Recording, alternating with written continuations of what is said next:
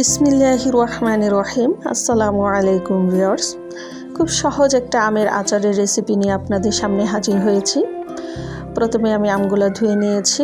এবার আমগুলা ছিলে এরকম কুচি করে নিয়েছি। খুব চিকন না আবার মোটাও না, ঠিক এরকম সাইজ করে কেটে নেবেন। এটা হচ্ছে আমের ঝুরি আচার বলে। তো আমি এখানে একটু পরিমাণ মতো চিনি দিয়ে দিচ্ছি। যে যেরকম মিষ্টি খাবেন সেই পরিমাণ চিনি দিবেন। তো আম যদি বেশি নেন চিনির পরিমাণটাও একটু বেশি দিতে হবে। তো আমি এখানে চিনিটা ভালো করে মিশিয়ে নিচ্ছি। এখন কিছুক্ষণের জন্য ঢেকে রাখবো, তো চিনিটা গলে যাবে। আর এখানে কোনো পানি ব্যবহার করিনি, অল্পও না। তো আমি এখানে এটা ঢেকে রেখে দিয়েছি। আর এদিকে আমি আচারের জন্য অল্প 5 ফোড়ন আর 3টা শুকনো মরিচ টেলে নিচ্ছি। এগুলা গুঁড়ো করে নিব। আর এদিক দিয়ে আমার এই যে চিনিটা গলে গিয়েছে। এখন আমি একটা চুলা ধরিয়ে এটাকে রান্না করব। তো এটা পুরোপুরি বলক আসলে আমি এটাতে অল্প শুকনো মরিচ গুঁড়ো আর হলুদ গুঁড়ো দিয়ে দিচ্ছি, যাতে সুন্দর একটা কালার আসে, এতে আচারটা দেখতে ভালো লাগে।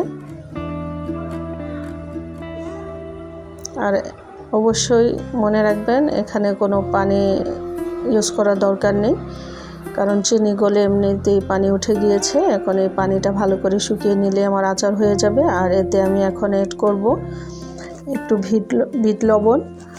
তার আগে আমি 5 ফোড়ন গুঁড়োটা দিয়ে দিচ্ছি। আচারের মশলা হচ্ছে এই 5 ফোড়ন গুঁড়ো আর শুকনো মরিচ। তো এটা না দিলে আচারের গ্রানই আসে না, একটা সুন্দর গ্রান আসে এই মশলাটা দিলে। তো আমি এখানে অল্প বিট লবণ আর সাধারণ লবণটা দিয়ে দিয়েছি, আর অল্প পরিমাণ সিরকা দিচ্ছি, যাতে আচারটা যদি আপনি সংরক্ষণ করেন তাহলে নষ্ট হবে না 1 বছরেও। আর এখানে আমি কোনো তেল ব্যবহার করিনি। তো তেল আর রোদের ঝামেলা ছাড়াই আপনারা এই আচারটা এইভাবে করে ফেলতে পারেন, এতে সবাই পছন্দ করবে। আর পানিটা খুব ভালো করে টেনে নিয়েছি আমি, আমার আচারটা হয়ে গেছে। টক মিষ্টি ঝাল এই আচারটা আশা করি সবারই ভালো লাগবে। তো আজই বানিয়ে ফেলুন। আর রেসিপিটা ভালো লাগলে সবাই একটা লাইক দিয়ে দিবেন, একটা কমেন্ট করবেন আর একটা শেয়ার দিয়ে দিবেন। আর সবাই ভালো থাকবেন, আমার জন্য দোয়া করবেন, আমিও সবার জন্য দোয়া করি।